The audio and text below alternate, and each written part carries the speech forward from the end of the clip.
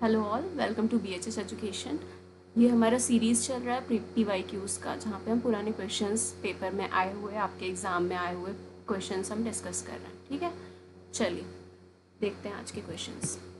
पहला क्वेश्चन है कि eutrophication in the water bodies is cause due to. Eutrophication water body में किस कारण से होता है? ठीक है, यूट्रोफिकेशन किस कारण से होता है वाटर बॉडी में? Options are high nutrient concentration in water bodies, दूसरा है high temperature of water bodies, तीसरा है high pH of water body, और चौथा है high chloride concentration in the water body. तो यूट्रोफिकेशन को हम क्या कहते हैं? Ageing of water body, ageing of water body. ठीक है, जब कोई यंग वाटर बॉडी होता है तो उसमें क्या होता है? न्यूट्रिएंट का कंसंट्रेशन बहुत कम होता है। न्यूट्रिएंट कंसंट्रेशन क्या होता है? कम होता है। ठीक है, जिसके वजह से प्लांट या प्रोड्यूसर्स, प्लांट्स या ओवरऑल प्रोड्यूसर आप बोल सकते हो, प्रोड्यूसर का अमाउंट क्या होता है? कम होता है। ठीक है, प्रोड्यूसर में सब आ जाएंगे, एल्गी वगैरह, प्लांट्स, हर्ब्स, श्रब्स, ठीक है, सब आ जाएंगे। और जैसे जैसे कोई वाटर बॉडी ओल्ड होता जाता है, we are talking about water body, जैसे जैसे कोई वाटर बॉडी ओल्ड होता जाता है तो इसमें न्यूट्रिएंट कंसंट्रेशन इंक्रीज होता है। ठीक है, न्यूट्रिएंट कंसंट्रेशन बढ़ता है तो प्लांट्स या फिर प्रोड्यूसर्स भी बढ़ेंगे। एज अ रिजल्ट क्या होता है कि कोई वाटर बॉडी है उसमें धीरे धीरे प्लांट का ग्रोथ तेज़ी से होने लग गया। ठीक है, तेज़ी से हो गया तो ओवर द टाइम वो वाटर बॉडी से लैंड में कन्वर्ट हो जाता है। ठीक है, अलग अलग सीरियल स्टेज होते हैं। तो ageing of water body is called eutrophication. ये होता है because of high nutrient concentration. अगर न्यूट्रिएंट कंसंट्रेशन कम होगा तो ग्रोथ प्लांट्स का ज़्यादा नहीं होगा। तो हमारा option 1 is the correct answer. High nutrient concentration in the water body is the reason behind eutrophication. अगला क्वेश्चन है colonist are known as. Colonist को हम क्या कहते हैं? Option 1 is people who settled based on historical setting, circumstances and perspective. दूसरा है people who seasonally shifted to a new place, लोग जब एक साथ नए प्लेस पे चले जाएं। तीसरा है people who visit a place as a tourist वो जाएं। और चौथा है people who never include in migration, ऐसे लोग जो कभी भी माइग्रेशन में शामिल नहीं हुए। तो कॉलोनिस्ट किसको कहते हैं? तो बेसिकली जो कॉलोनिस्ट होते हैं ये लोगों का एक समूह होता है, इंडिविजुअल भी हो सकता है या फिर ग्रुप हो सकता है लोगों का। ठीक है, जिन्होंने एक नया सेटलमेंट इस्टेब्लिश किया है या कॉलोनी इस्टेब्लिश किया है एक पर्टिकुलर रीजन में। और क्यों इस्टेब्लिश किया है? Reason, because of reasons like कि या तो कोई हिस्टोरिकल इवेंट हुआ है, हिस्टोरिकल रीज़न हो सकता है, या तो इकोनॉमिक रीज़न हो सकता है, ठीक है, या तो सोशल फैक्टर हो सकता है, सोशल फैक्टर्स। ठीक है, बेसिकली अभी तक मैंने ये बताया कि लोग या लोगों का समूह जब कहीं नए जगह सेटल्ड होता है, एस्टेब्लिश होता है, अपना एक किसी एक पर्टिकुलर रीजन में अपना एक सेटलमेंट बनाता है, एस्टेब्लिश होता है वहाँ पे, बिकॉज ऑफ दीज रीज़न। या तो वो कोई हिस्टोरिकल इवेंट हो सकता है जिसके वजह से वो वहाँ गए हैं, या तो कोई इकोनॉमिक रीज़न हो सकता है, ठीक है, या तो कोई इकोनॉमिक रीज़न हो सकता है, या तो कोई सोशल फैक्टर हो सकता है। तो वो नए एरिया पे गए हैं और वहाँ पे जाके सेटल हो गए, इस्टेब्लिश कर लिया उन्होंने अपनी एक कम्युनिटी। ठीक है, और कम्युनिटी इस्टेब्लिश करने के बाद वो क्या कर रहे हैं? अपना कल्चर फॉलो कर रहे हैं, लैंग्वेज फॉलो कर रहे हैं, ठीक है, कस्टम फॉलो कर रहे हैं। तो इसको हम कहते हैं कोलोनाइजेशन। ठीक है, और इनमें जो कम्युनिटी रह रही है उनको हम बोलते हैं कॉलोनिस्ट। आई बात समझ में? इसका एक एग्जाम्पल है कि जब ब्रिटिशर्स आए इंडिया में, ब्रिटिशर्स इंडिया में आए और वो यहाँ आकर के बस गए, रहने लग गए, ठीक है। फिर यहाँ रहने के बाद उन्होंने अपने हिसाब से स्ट्रक्चर्स बनाए, कम्युनिटीज़ बनाई, ठीक है, और वहाँ पे वो रहने लगे हैं, एक स्पेसिफिक कल्चर प्रैक्टिस कर रहे हैं, लैंग्वेज प्रैक्टिस कर रहे हैं, कस्टम प्रैक्टिस कर रहे हैं, and all of this happened because of some historical event. उनका कुछ मकसद था यहाँ आने का, ठीक है, उनका पर्पस इकोनॉमिक ग्रोथ करना था, ठीक है, या सोशल फैक्टर, या सपोज जो भी उनके हिस्टोरिकल इवेंट हुआ है उसके वजह से दे केम हियर। तो सिंपली अगर किसी एरिया में कोई सोशल फैक्टर आ गया है जिसकी वजह से लोगों को वहाँ से मूव ऑन करके कहीं और जाना पड़ रहा है, कनाडा का एग्जांपल है कि कनाडा में बहुत सारे सिख इंडियंस हैं, उनका पॉपुलेशन वहाँ ज़्यादा है because of some historical event कि जिसके वजह से इंडिया का सिख पॉपुलेशन वहाँ मूव किया, तो वहाँ पे उनकी एक कम्युनिटी बन गई है, वो वहाँ पे कॉलोनाइज कर गए ओवर द टाइम, ठीक है। तो अब इतना सब समझाने के बाद आपको आइडिया लग गया होगा कि ऑप्शन क्या सही होगा। तो people who settled based on historical setting, circumstances and perspective, ये तो हमारे इससे मैच हो रहा है। नेक्स्ट है option people who seasonally shifted to a new place. तो ऐसा सीजनली शिफ्टिंग नहीं होता है, परमानेंट शिफ्टिंग होता है, ठीक है।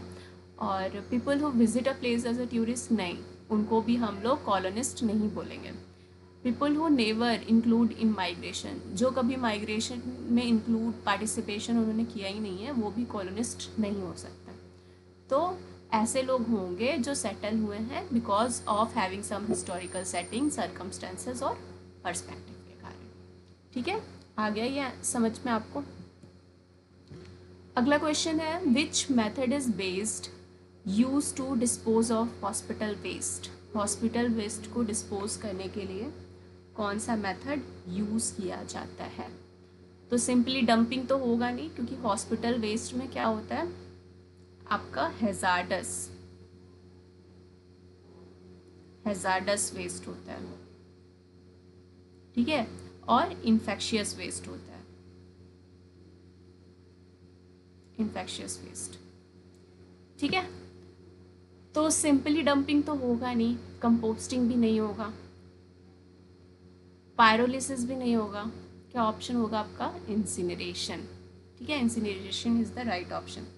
इंसिनरेशन में करते क्या है, सबसे पहले इसमें करते हैं burning, high temperature burning. Temperature कितना होगा? 800 से 1200 डिग्री सेंटीग्रेड, ठीक है, हाई टेम्परेचर बर्निंग होता है, जिसकी वजह से वेस्ट मटेरियल का वॉल्यूम रिड्यूस होता है, वॉल्यूम रिडक्शन, ठीक है, वॉल्यूम रिड्यूस होता है। और इतने ज़्यादा टेम्परेचर की वजह से जितने भी इन्फेक्शियस पैथोजेंस होते हैं हमारे हॉस्पिटल वेस्ट में वो मर जाते हैं, तो pathogen destruction,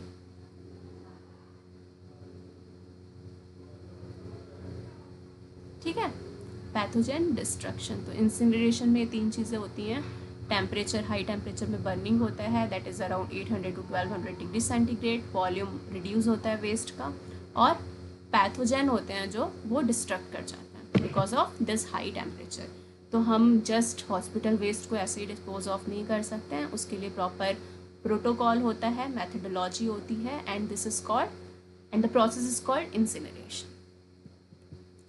The next question is कि extension forestry is also known as, options are organic farming, rural forestry, scientific forestry, urban forestry, ठीक है।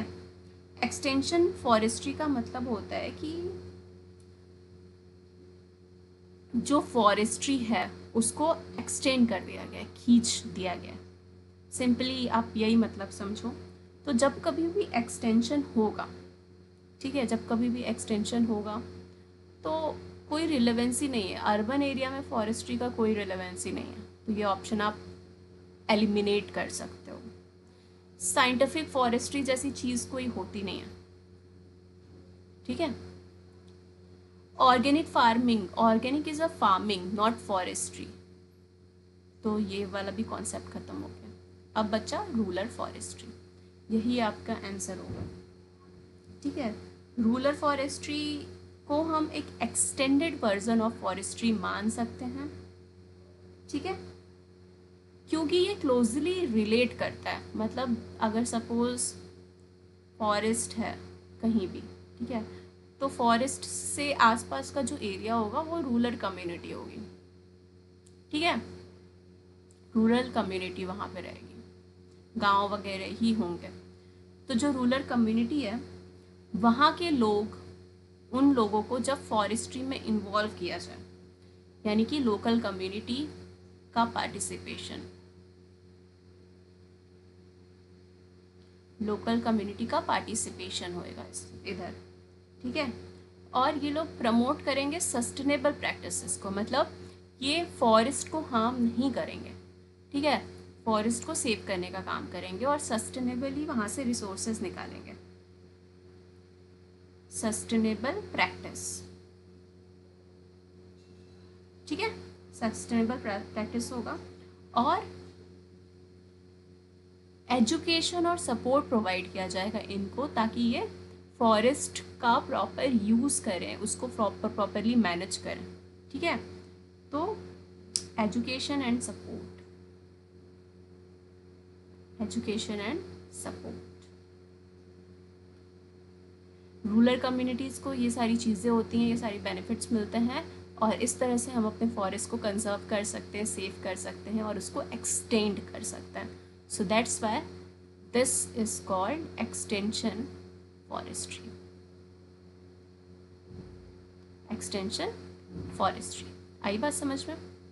रूरल फॉरेस्ट्री आपका सही एग्जाम्पल हो जाएगा। नेक्स्ट क्वेश्चन इज एक्सटर्नलिटी में बी, एक्सटर्नलिटी क्या हो सकता है? This are the options and more than one option is correct. तो चलिए पहले समझते हैं कि एक्सटर्नलिटी होता क्या है। ये एक कॉन्सिक्वेंस है, a consequence of an economic activity that affects third party either positively negatively without being reflected in market prices, ठीक है। एक्सटर्नलिटी को आप ऐसा समझिए कि फॉर एग्जांपल डीमोनेटाइजेशन एक्टिविटी हुई थी इंडिया में, ठीक है, नोटबंदी जिसको हम कहते हैं कॉमनली, डीमोनेटाइजेशन हुआ था, तो वो एक तरह का इकोनॉमिक एक्टिविटी था, फाइनेंशियल एक्टिविटी था। तो उस एक्टिविटी के वजह से जो भी कॉन्सिक्वेंसेस थर्ड पार्टी को देखने मिला, थर्ड पार्टी मतलब एक तो इधर दो लोग इन्वॉल्व हो गए, गवर्नमेंट का डिसीजन था, बैंक को इसका पूरा काम करना था, ठीक है, लेकिन ये ऐसा इकोनॉमिक डिसीजन था जिसके वजह से थर्ड पार्टी यानी कि जनता, जो नॉर्मल लोग हैं, people of India, they get affected, they got affected, ठीक है, मतलब इनके डिसीजन के वजह से कोई थर्ड पार्टी अफेक्ट हो रही है, उसको सर्कमस्टेंसेस फेस करने पड़ रहे हैं, फिर चाहे वो पॉजिटिव हो या निगेटिव हो। ये जो थर्ड पार्टी है, हो सकता है इसके साथ कुछ पॉजिटिव भी हो जाए और हो सकता है कुछ निगेटिव भी हो जाए। इस चीज़ को हम बोलते हैं एक्सटर्नलिटी, ठीक है। इसका डेफिनेशन है simply a consequences of an economic activity, कोई भी इकोनॉमिक एक्टिविटी के थ्रू जो भी कॉन्सिक्वेंसेस हुए हैं that affects the third party, वो थर्ड पार्टी को अफेक्ट कर रहा है, चाहे पॉजिटिवली हो या निगेटिव हो, लेकिन मार्केट पे उसका असर नहीं है, मार्केट पे असर नहीं, मतलब दैट इज़ अ क्वालिटी वाली चीज़, क्वालिटी वाली चीज़ हो गई, ठीक है, क्वांटिटी वाली चीज़ नहीं है कि मार्केट, स्टॉक मार्केट गिर गया, ये हो गया, वो हो गया, ठीक है, तो वो तो अलग बात हो गई, बट हम यहाँ पे क्वालिटी पे बात कर रहे हैं कि लोगों के क्वालिटी को अफेक्ट करेगा, ठीक है। फॉर एग्जांपल डीमोनेटाइजेशन हुआ, गवर्नमेंट का डिसीजन था, बैंकों ने एक्शन लिया जिसकी वजह से जनता अफेक्टेड हुई, जनता बहुत पर्सपेक्टिव में अफेक्टेड हुई, ठीक है। नोटबंदी के सिनेरियो में हॉस्पिटल्स में लोग पैसे नहीं दे पा रहे थे, कैश नहीं निकाल पा रहे थे, लंबी कतारें थी, तो there were so many consequences, ठीक है। वो कॉन्सिक्वेंसेस निगेटिव थी थर्ड पार्टी के रिस्पेक्ट में। हो सकता है कि पॉजिटिव हो गवर्नमेंट के रिस्पेक्ट में, हो सकता है कि डीमोनेटाइजेशन की वजह से जो भी ब्लैक मनी था वो आया हो, ठीक है, ऐसा हो सकता है। But we are talking about the third party कि आपने कोई डिसीजन लिया जिसकी वजह से third party is getting affected, either it is positive और negative, this is called externality, ठीक है, एक्सटर्नलिटी। अब एक्सटर्नलिटी पोजिशनल हो ये क्वेश्चन आपका बेसिकली कॉमन मतलब कॉमन सेंस बेस्ड है कि आपको एक्सटर्नलिटी का मतलब पता चला, एक एग्जाम्पल आप देख लो कि पॉजिटिव क्या है नेगेटिव क्या है, उसके हिसाब से आप इसको फ्रेम कर सकते हो इस क्वेश्चन के आंसर को, ठीक है। तो अगर हम पॉजिटिव एक्सटर्नलिटी का एग्जांपल देखें तो जो दूसरे को बेनिफिट करे, मतलब थर्ड पार्टी को बेनिफिट करे और जिसके लिए इनको कुछ पे नहीं करना पड़े, ठीक है। जैसे कि गवर्नमेंट की बहुत सारी स्कीम आती है वैक्सीनेशन की, ठीक है, वैक्सीनेशन का स्कीम आता है बच्चों के लिए वैक्सीनेशन, या इवन कोविड वाला वैक्सीनेशन था। तो उसमें क्या था, गवर्नमेंट ने वो इकोनॉमिक डिसीजन लिया, ठीक है, लेकिन वो थर्ड पार्टी के लिए फ्रूटफुल था, पॉजिटिव सेंस में था, फ्रूटफुल था क्योंकि वैक्सीनेशन से डिजीज ट्रांसमिशन रुक रहा था, ठीक है, तो इनका बेनिफिट था। तो इसको हम बोलेंगे पॉजिटिव एक्सटर्नलिटी। निगेटिव एक्सटर्नलिटी का एग्जाम्पल है कि फॉर एग्जाम्पल इंडस्ट्रियलाइजेशन है, इंडस्ट्रीज़ का सेटअप करना है, ठीक है, इंडस्ट्रियलाइजेशन हुआ, गवर्नमेंट ने वो डिसीज़न लिया लोगों के रिस्पेक्ट में कि डेवलपमेंट होगा, इंडस्ट्रीज सेटअप करेंगे, तो as the result of industrialisation क्या हुआ, इंडस्ट्रीज बढ़ी तो पॉल्यूशन भी हो रहा है। सपोज एयर पॉल्यूशन हुआ इंडस्ट्रियल एक्टिविटी की वजह से, जिसके कॉन्सिक्वेंसेस नॉर्मल पीपल जो होंगे वो उनको फेस करना पड़ेगा, गवर्नमेंट को कुछ नहीं फेस करना है, तो कॉन्सिक्वेंसेस कोई और फेस कर रहा है, तो that is called negative aspect of it, ठीक है। तो एक्सटर्नलिटी कैसा हो सकता है, पोजिशनल हो सकता है, कॉन्सिक्वेंसेस कैसे हो सकता है, टेक्नोलॉजिकल हो सकते हैं, पोजिशनल हो सकते हैं, किसी मतलब पोजीशन बेस्ड डिसीजन लिया गया जिसका इफेक्ट क्या पड़ रहा है उस पर ध्यान नहीं दिया जा रहा है, टेक्नोलॉजी बेस्ड हमने जैसे इंडस्ट्रियलाइजेशन का बात किया, या कैजुअल भी हो सकता है, कैजुअल मतलब कॉज कोई, ठीक है, जैसे कोविड वॉज द कॉज जिसके वजह से थर्ड पार्टी और का मतलब इकोनॉमिक एक्टिविटी के जो भी डिसीजन लिए गए उसकी वजह से थर्ड पार्टी गॉट अफेक्टेड। तो इंफ्रा मार्जिनल मुझे नहीं लगता है कि ये कहीं से भी रिलेट करता है, ऑल्दो मुझे ये तीन ऑप्शन लगते हैं, that is A C and D, first option, ठीक है। अगर आपको कहीं और कुछ इसका क्वेश्चन का आंसर मिलेगा, मुझे तो नहीं मिला, बट अगर आपको मिलेगा तो आप ज़रूर बताइएगा, कमेंट करिएगा इफ़ दिस इज़ रॉन्ग। और मैं इस क्वेश्चन को इसी तरह समझ पा रही हूँ, तो आई होप ये आपको समझ आया होगा। एंड इफ़ कहीं भी कोई और आंसर दिया हुआ है या कोई और एक्सपेक्ट इसका हो सकता है, then please tell me as well, ठीक है। चलिए अगला क्वेश्चन देखते हैं। Which of the following is not a method of rain water harvesting. Rain water harvesting का मेथड इनमें से कौन सा नहीं है। रेन वाटर हार्वेस्टिंग हम किस लिए यूज़ करते हैं, पानी को सेव करने के लिए, ठीक है। पानी को सेव करने की बात करें तो स्पेशली बारिश के पानी को सेव करने की बात करते हैं, ठीक है। ड्रिप इरिगेशन, यहाँ पे वर्ड इरिगेशन का मतलब भी हो गया सिंचाई, ठीक है, तो इसका तो पानी से मतलब कंजर्व करने से कोई रिलेशन है नहीं, यही हमारा आंसर है ड्रिप इरिगेशन। बाकी के जो तीनों मेथड्स हैं ये वाटर को सेव करने के मेथड है, ठीक है। जोहर्स जो होते हैं ये ट्रेडिशनल रेन वाटर स्टोरेज होते हैं, ठीक है, रेन वाटर स्टोरेज होता है, मतलब विलेज एरिया में जो थोड़ा शैलो और स्लोपी एरिया होता है, ठीक है, जहाँ को सारा पानी बह के जाता है बारिश का गांव में, तो वहाँ पे एक तालाब जैसा बना दिया जाता था, ठीक है। नेचुरली उस डायरेक्शन में, क्योंकि यहाँ की ज़मीन नीची होती थी, तो नेचुरली फ्लो वाटर का उस डायरेक्शन में होता था और बारिश का पानी यहाँ जा कर के ईजिली सेव हो जाता था। ठीक है, तो ये एक तरह का ग्राउंड वाटर रिचार्ज की तरह हम इसको यूज़ करते थे, ग्राउंड वाटर रिचार्ज की तरह हम इसको यूज़ करते थे। इसको हम बोलते हैं जोहर्ट्स। अब ये जो है जोहर्ट्स जो है ना, वो most of the north Indian reason में काफ़ी तेज़ी से यूज़ किया गया, नॉर्थ इंडिया में, जैसे कि आपका हरियाणा, पंजाब, यूपी, बिहार, दिल्ली वाले रीजन में। ठीक है, पहले के टाइम में टैंकर्स क्या होता है कि ये अंडरग्राउंड टैंक्स बनाए जाते हैं। ठीक है, अंडरग्राउंड टैंक्स बनाए जाते हैं, प्रॉपर सीलिंग वाले टैंक्स बनाए जाते हैं, टंकी, और इसमें बारिश का पानी स्टोर करने का काम करता है, मतलब चैनलाइजेशन होता है ताकि बारिश का पानी यहाँ पे स्टोर हो सके, और इस वाटर को फिर ड्रिंकिंग पर्पस के लिए यूज़ किया जाता था, ड्रिंकिंग पर्पस के लिए यूज़ किया जाता था। ठीक है, ऐसा कहाँ होता है? ऐसा होता है उन इलाकों में जहाँ पानी की बहुत कमी होती है, जैसे कि राजस्थान के कुछ प्लेसेस पे और द्वारका में भी ऐसे स्ट्रक्चर्स मिले थे। आहार क्या होता है? आहार क्या होता है? ये catchment basin for flood water harvesting होता है। ये क्या होता है ना कि जो फ्लड प्लेन एरिया होता है, जहाँ बाढ़ बहुत आने की संभावना होती है, वहाँ पे ऐसी ज़मीनें बना करके उनको छोड़ देते थे कि वहाँ से पानी सीपेज डाउन हो सके, नीचे की तरफ जा सके।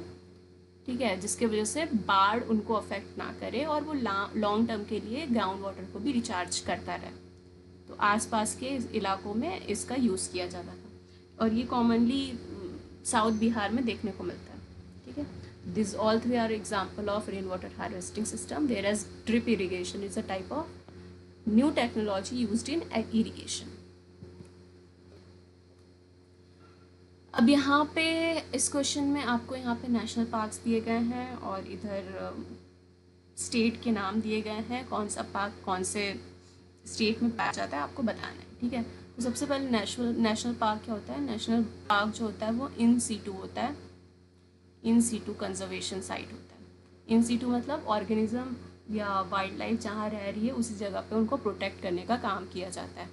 ठीक है, तो पहला है माउंट हैरिएट नेशनल पार्क, दूसरा है मानस नेशनल पार्क। मानस नेशनल, ये आपको याद करना पड़ेगा, कोई और ऑप्शन तो है नहीं इसका। तो मानस नेशनल पार्क जो है वो आसाम में। ठीक है, माउंट हैरिएट नेशनल पार्क आपका है अंडमान निकोबार में। ठीक, Madhav national park is in Madhya Pradesh. Namdapha national park is in Arunachal Pradesh. ठीक, तो आपके ए का जवाब हो गया थर्ड, ए का थर्ड, बी का सेकेंड डी है, तो बी का सेकेंड यहाँ पे आ गया, सी का फर्स्ट,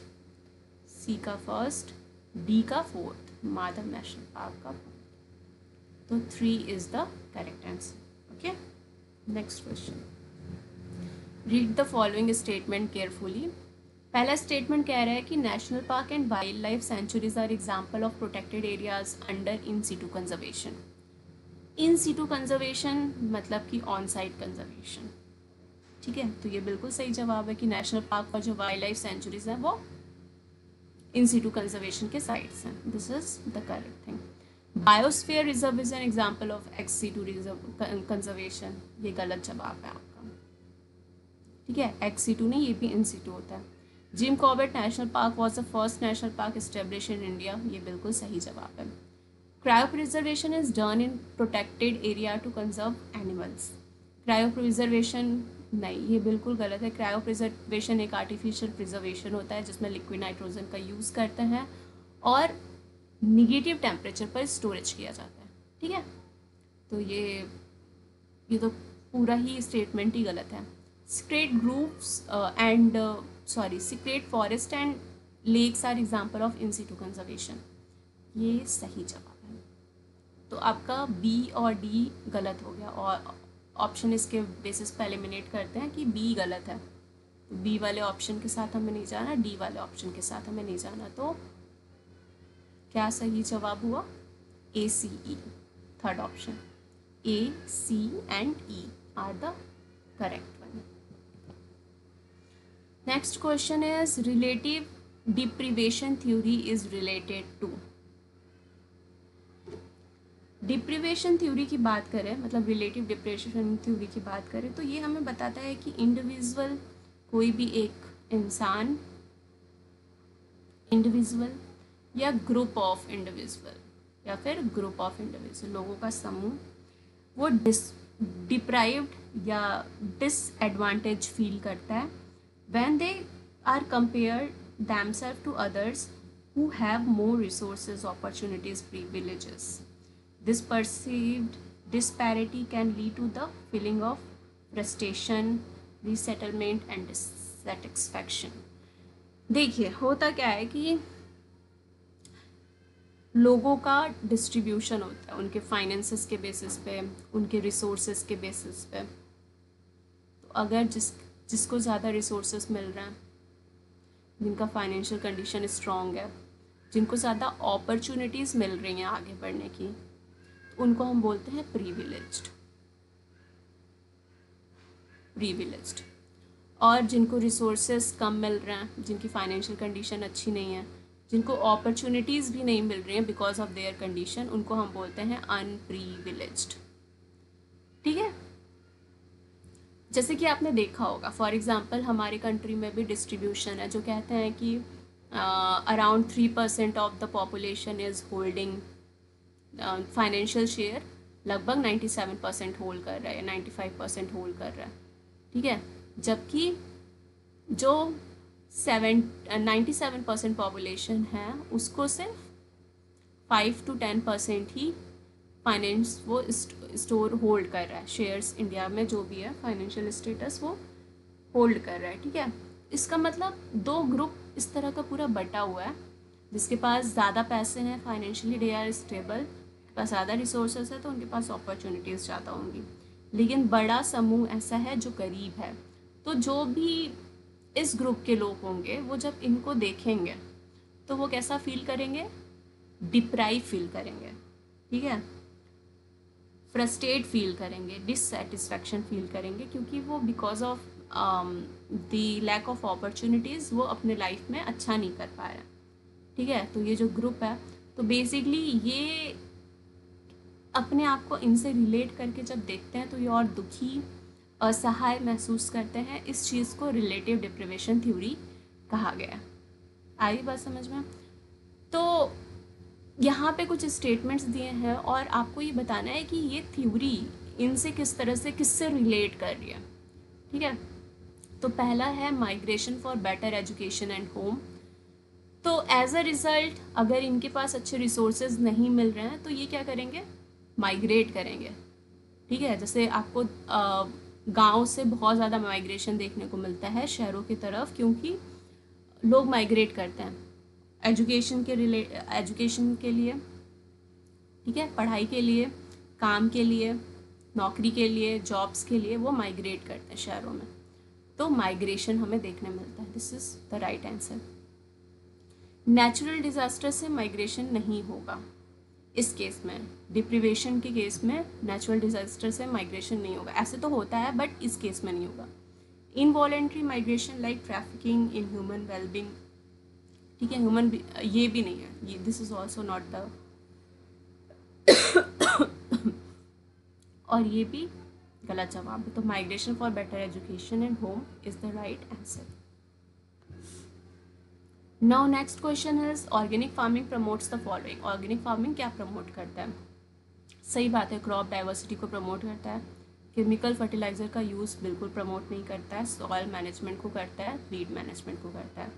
तो A C D is the सही ऑप्शन, बी नहीं होगा। तो जहाँ जहाँ भी बी है वो कैंसिल हो जाएगा।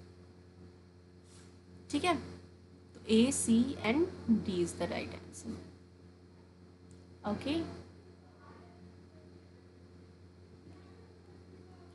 इस क्वेश्चन में पूछ रहा है कि which of the following are secondary pollutant. Secondary pollutant मतलब प्राइमरी का मतलब होता है कि फर्स्ट स्टेज, मतलब कि वो एज अ पॉल्यूटेंट ही बाहर आ रहा है, लेकिन सेकेंडरी का मतलब हो रहा है कि वो इन्वायरमेंट में रिलीज़ होने के बाद कन्वर्ट हो रहा है पॉल्यूटेंट में।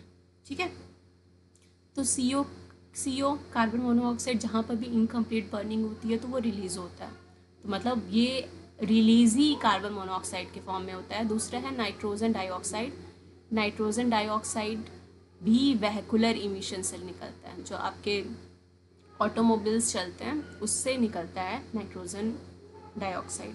सल्फर डाइऑक्साइड की बात करें तो कोल और फॉसिल फ्यूल बर्निंग से निकलता है। ठीक है, कोल और फॉसिल फ्यूल बर्निंग से निकलता है। पैन जो होता है परऑक्सी एसिटाइल नाइट्रेट, ठीक है, ये सेकेंडरी पॉल्यूटेंट है, ये बाहर मिल करके बनता है, मतलब सेकेंडरी स्टेज पे बनता है। अभी के लिए इतना ही जानिए। और ozone is in troposphere is a pollutant and it is also a secondary pollutant. तो आपका ऑप्शन डी और ई सही जवाब हो जाएगा, D and E, fourth option. ठीक है, तो इसी के साथ हमारे आज के क्वेश्चंस ख़त्म हुए। आपको कोई डाउट होगा तो आप कमेंट करिएगा, दोस्तों के साथ शेयर करिए और हमें सब्सक्राइब करिए। Thank you so much for listening.